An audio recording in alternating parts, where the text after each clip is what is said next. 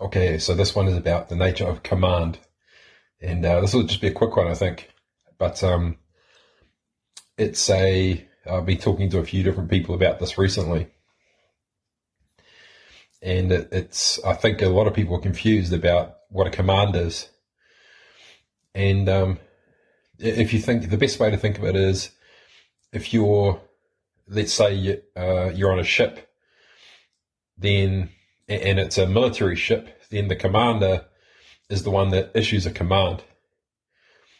Now, in the rankings, then that command is fulfilled, um, through the delegation of authority to various people who have different levels of authority that's been imbued into them by their superiors, or for whatever you want to call it.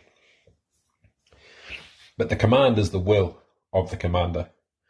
The commander commands the ship, and the issue of the command is the will, or the voice of the vessel, and that the will of the commander is what is done.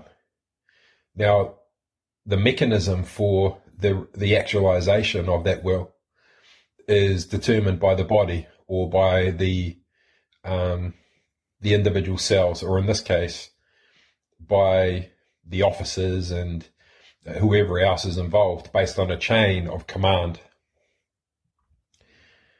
And that chain of command is, it's a big no-no if chain of command is ever broken. It's the same with legal enforcement, with police enforcement. They have a chain of custody that is essential in order to ensure the integrity of evidence, and they never want to break chain of custody, because if that chain's broken, then the evidence is exposed to being corrupted. And so that chain of command, it exists to actualize the will of the commander. And, human beings, especially with the advent of distributed authority and self-responsibility and topics of self-governance and things like this, and, the rise of civil rights movements, we're big on freedom, and lots of people are anti-establishment or anti-hierarchy. They see it as paternalistic. And, we're trying to bring more feminine attributes into business and commerce, and less about domination and control and, tyranny, and more about collaboration and cooperation. And of course, that's perfect. But I think what people omit to realize, and this is certainly the feedback I'm receiving, is that everything in nature is delegated authority. Absolutely everything. Even to the process of mitosis, where a cell is splitting and one becomes two, it sacrifices half of what it is to become two, to become polarized or dualistic. And this, it is an investment of itself into another so that it may exist. And it inherits the DNA of its parent. And now your authority, in terms of your vessel, your vehicle, your physical body, is your DNA. It's the equivalent of an immutable constitution. And so the totality of your dormant potential as that body, of the body, would be if all of the genes were switched on at once. All of the junk DNA was switched on. Then that's the actualized potential of the asset of that vehicle, or of that vessel. Now, what's the point of that? If they're all switched on, then all you're going to want to do is disentangle them and back down to their base essential nature, and then switch them back on again in certain patterns, in certain ways that actualize your genetic potential in ways that are pleasing to you.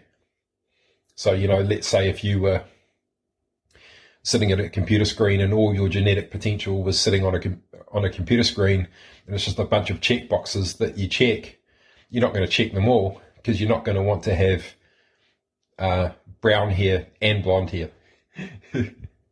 You're not going to want to be tall and short. So your body has the potential to be short and tall. And so if you switch on all of the genes, activate all of the potential, it's you go into what I would call a primordial state, where all of your potentiality exists in a primordial soup that is both discordant, harmonious, and the equivalent of every single vibration of sound resonating at a different pitch at the same time, and in the process phasing out its counterpart. So it's a state of nothingness created based upon that exists when not because of an absence of sound, but because of an absolute presence of every potential sound, is a state of nothing. Now, this one's going to get deep, but bear with me. So the point being, you're not going to switch on all of your genes. You're not going to actualize all of your genetic potential. You're going to do it selectively. And so you're sitting in front of the computer screen, you got the check boxes, and you go, oh, yep, brown hair, blue eyes, 6 foot. If it was me, I'd probably be 6'6", to be honest. Or maybe it's a bit tall, 6'4". I'm 6'2.5" now. I'm going to want broad shoulders. I'm going to be lean, agile, muscular, not too muscular, flexible, healthy, and, you go through it. Slightly olive skin, and you're going to check the boxes that you want to check. And so this is the thing with the potential of your vessel. You want to be the commander. You want to be the commander, and the decisions that you make are gonna be decisions that can activate more and more of the latent potential of the genetics of your body.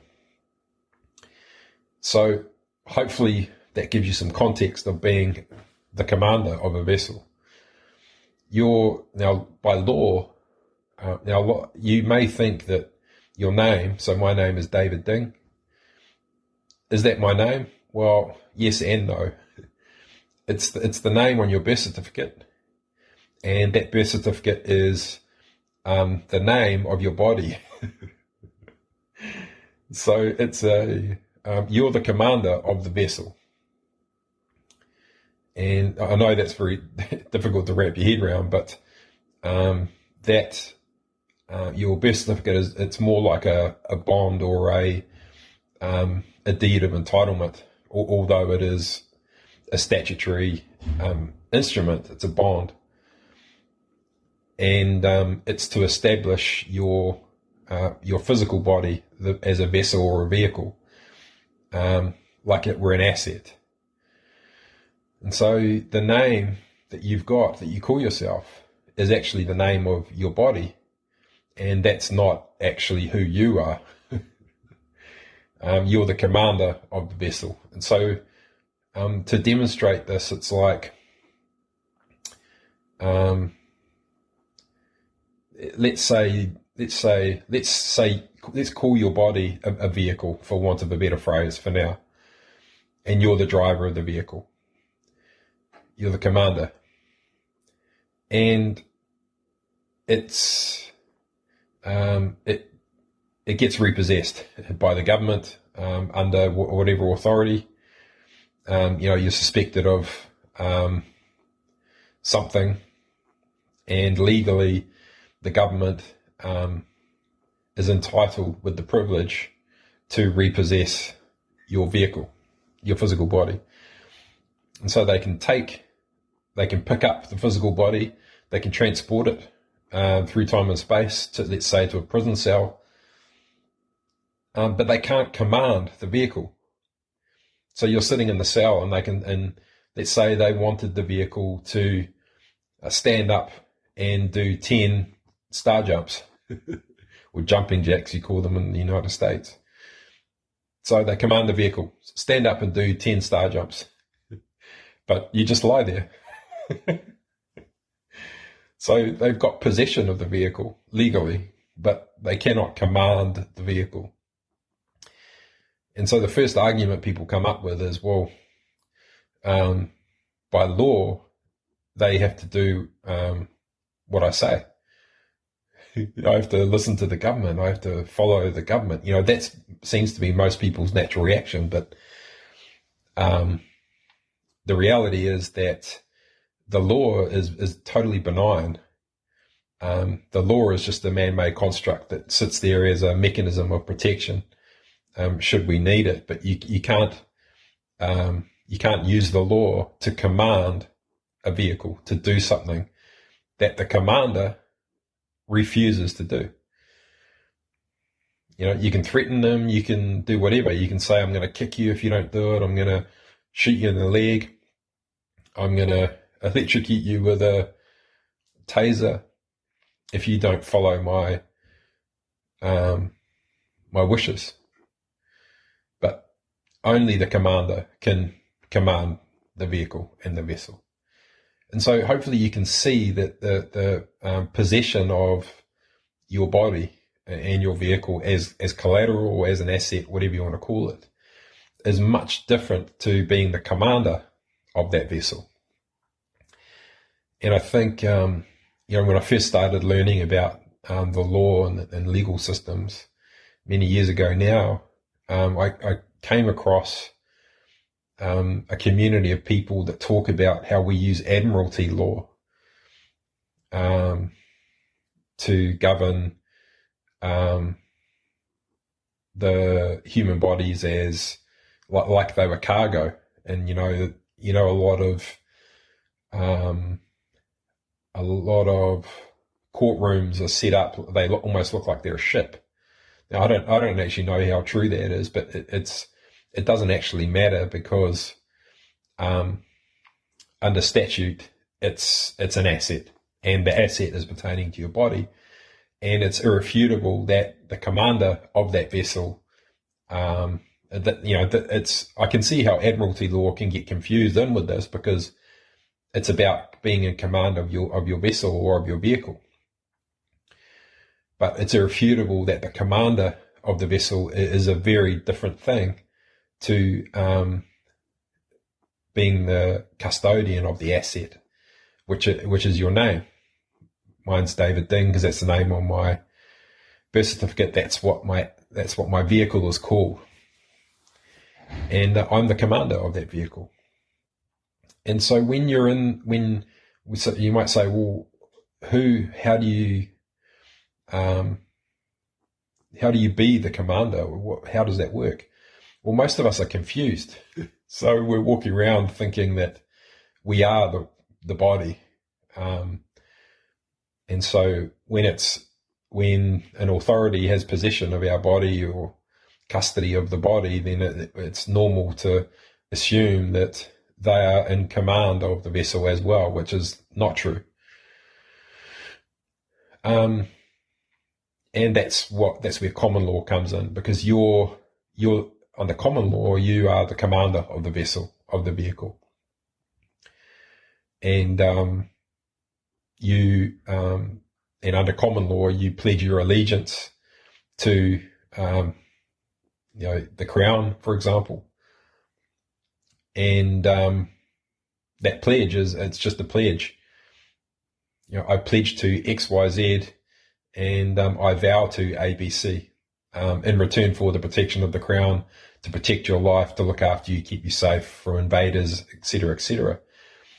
And then, so with New Zealand, for example, my allegiance is pledged to the Crown, and that Crown utilises the mechanism of agency and activates the nation of New Zealand as an agent on its behalf, as the custodian of the physical bodies. That's it. Just of the physical bodies, just of the asset of the body, the collateral, the flesh, the physical body, the vessel. And it only has authority to act as an agent on, in terms of that physical body as a physical asset moving through time and space. But impossible to command it, not possible. That commander is you. It's the voice of that vehicle, and the only authority that will ever and can ever have the privilege of being the commander of that vehicle. It's irrefutable. And so it is your word, how you issue a command. And that's why your word is so important. But under common law, as the commander of your vehicle, then you have all rights reserved. The right to repudiate bonds, pledges, contracts, agreements made between the physical body, vessel, and any agents that have legal custody or entitlements or anything like that. You can revoke them without question, and for no reason at all. And as long, when people talk about claiming your sovereignty and they talk about claiming your power, stand in your power, there's nothing you have to do in order to claim your power. You just have to use your voice to issue commands. And so the best way, I would say, to entrench yourself in the energy of the commander, the thing that separates them is under statute, the most power that is imbued with any authority that is bonded to your vessel that carries your name, is they can issue demands.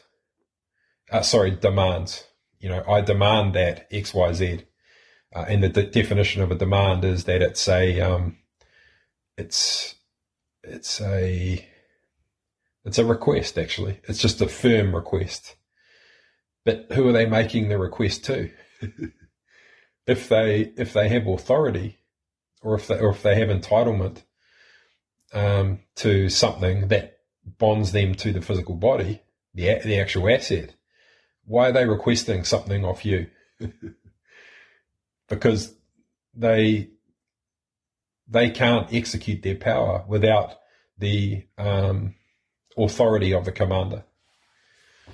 And that's why a demand is actually a request, and that request has to be accepted by the commander in order to be enforced.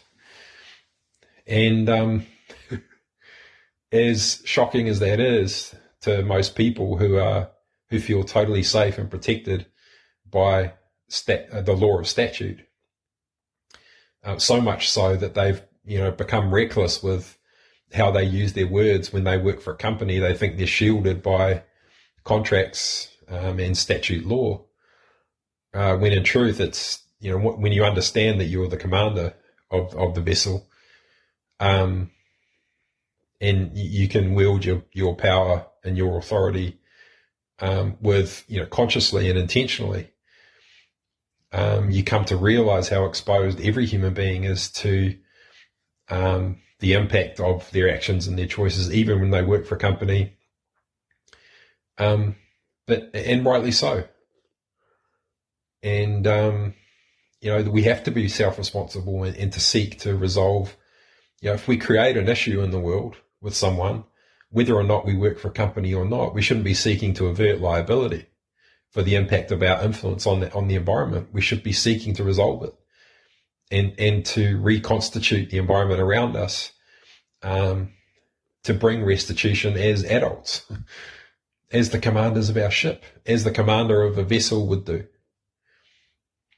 And so it's very simple, and I think, you know, a lot of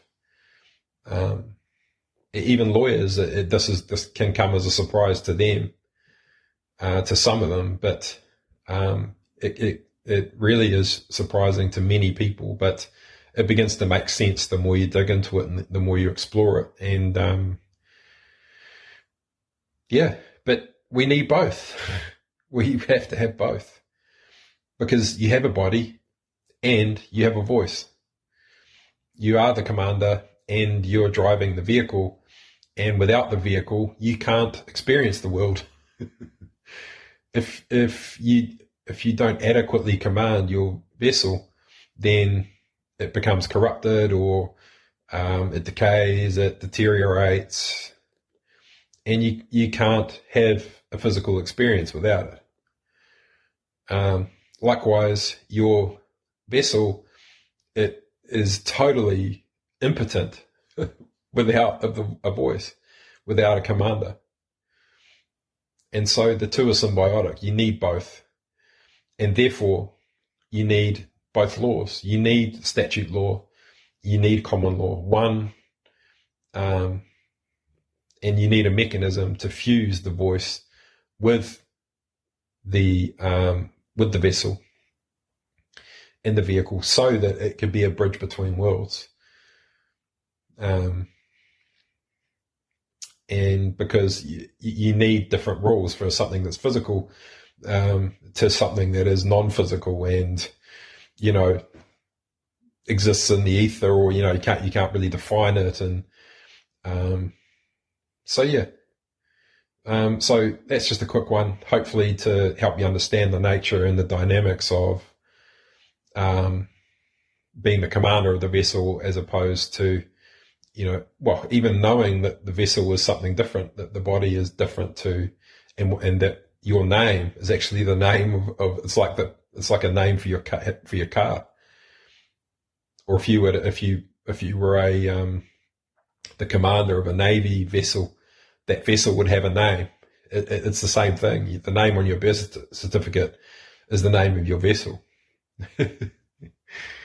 And so yeah, it's hopefully you can wrap your head around that. Just a nice, short and sweet one to wet your whistle. Okay, that's it for now for the nature of command. Talk soon.